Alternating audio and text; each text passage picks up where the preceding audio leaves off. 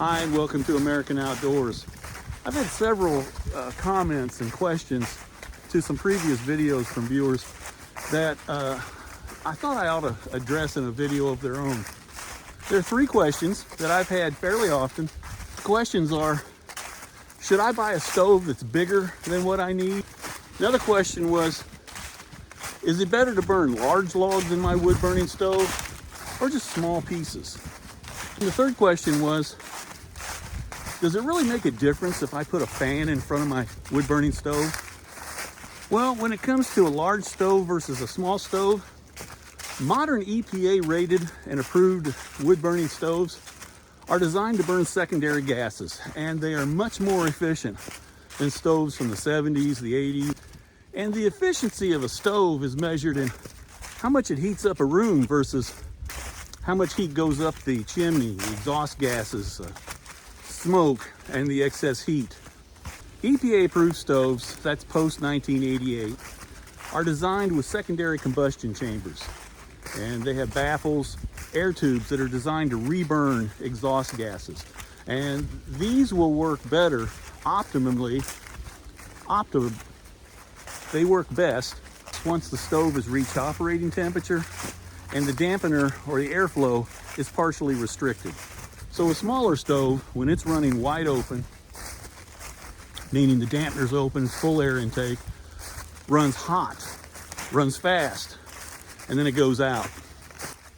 In a scenario like that, that stove is sending wasted heat, energy, unspent gases straight up the chimney.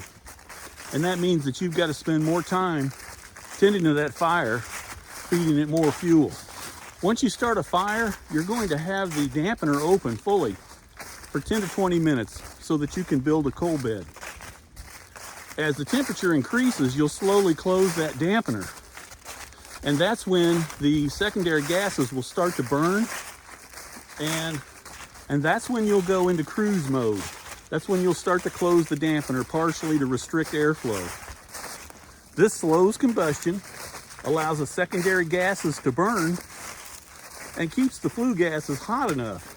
And by hot enough, I mean 500 degrees or more for a complete and thorough burn. Now, an obvious exception to something like this would be a stove that's rated for 3,000 square feet in a tiny home that's, say, 400 square feet. You're going to constantly have to choke it down, which means it's going to be inefficient. It's going to smoke. There's going to be creosote. It's going to soot up the glass. That would be a poor match. Another example for when a stove that large would not be optimal for your use would be if you're the type of person that doesn't fiddle with stoves. You let it run wide open all the time. Or if you're only going to burn wood for special occasions where heat is not the primary need. It may be just for family get-togethers and holidays. And just as a side note, because some people may say, well, if I've got a 1,200 square foot house, then why shouldn't I just buy a stove rated for a 1,200 square foot house? Okay, I would say this. A wood stove is rated in its efficiency and its heating capacity the same way that vehicles are rated for gas mileage. And I think we all know if your Chevy Tahoe is rated to get 20 miles a gallon, it's probably going to get 15. A stove that's rated to heat, say, 1,000 or 1,200 square feet, those tests are conducted in a controlled laboratory environment using kiln-dried hardwoods, and they're burning wide open all the time. So, yeah, they may do that if you've got tight seals around your house and good insulation, and you're in a moderate climate. But that's not always, maybe even rarely the case. Just as most of us will buy a vehicle that seats more butts than we have in our family, it's a good idea to go ahead and get a wood stove that has a little bit of a cushion for heating capacity for those super cold winters or them drafty old houses. The second question I get is it better for me to just put a few large logs in my stove at night before I go to bed? Or can I put more pieces in that are smaller? Which is more efficient? But a lot of people who are new to heating their homes with firewood do not realize that you can generate the same amount of heat with 3 large logs in your firebox as you can with, say, 9 medium sticks of firewood. Since you can get more pieces of firewood into your stove, it will get more air. You can dampen down the airflow and you can have more control. Larger logs tend to smolder and burn slow. It's not much different than, say, putting rocks in a jar. You can put a lot of small stones in a jar, pebbles or sand, or you can fit maybe 1 large rock.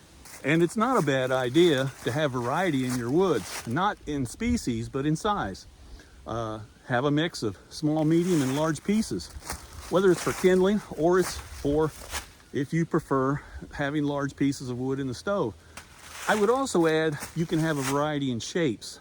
A lot of people tend to split their wood in a standardized, traditional triangle shape.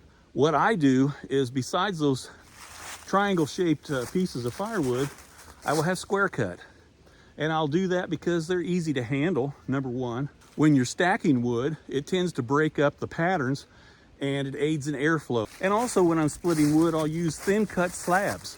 And I do that for several reasons. But the main thing I do is I put them on the bottom of my firebox, and that's a bed. So when I'm starting a fire, the coals will settle into that wood and the wood will eventually ignite. The third question was, does adding a small fan to your wood stove really make a difference? Well, I used to say no. And at this point though, I'd say it depends. Mostly yes.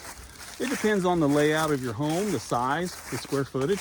A wood stove that is heating a small open area, single level, really shouldn't need much of a boost.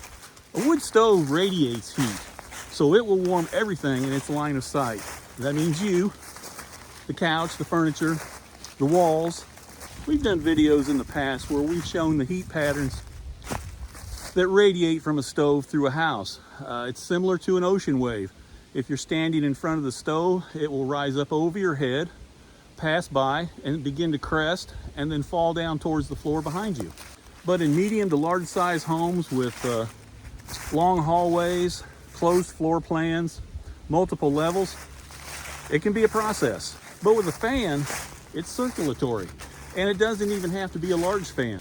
Just a small pancake-sized fan can push warm air out and pull cool air in. Think of a mixing bowl, and you've got one cool, thick liquid, and you pour in a warmer, thinner liquid on top of it.